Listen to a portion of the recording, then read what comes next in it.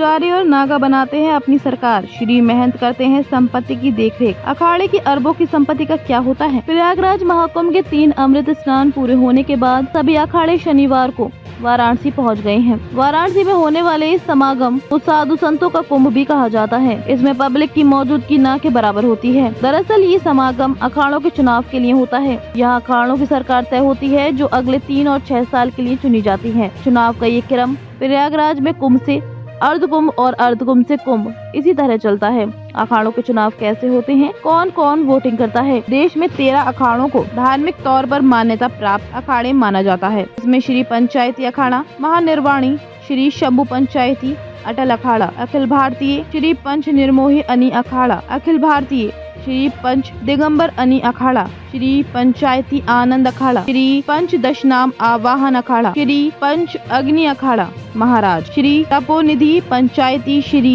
निरंजनी अखाड़ा, श्री पंच दशनाम जूना अखाड़ा, अखिल भारतीय श्री पंच निर्वाणी श्री पंचायती अखाड़ा उदासीन निर्वाण, श्री पंचायती नया निर्वाण उदासीन अखाड़ा और श्री पंचायती निर्मल अखाड़ा शामिल हैं।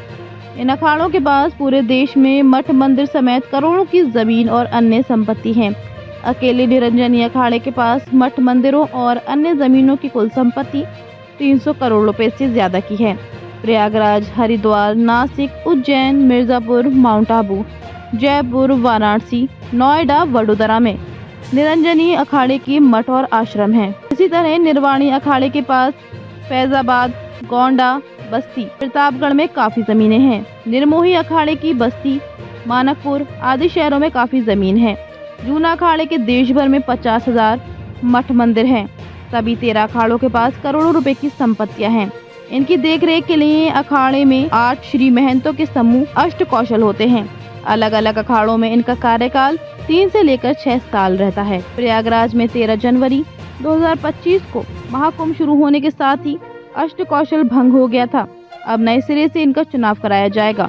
इस चुनाव में अखाड़ों के सदस्य वोटिंग करते हैं। इनमें पुजारी और नागा साधु भी शामिल हैं। हालांकि चुनाव की नौबत कम ही आती है। ज्यादातर बार आम सहमति से पदाधिकारी चुन लिए जाते हैं।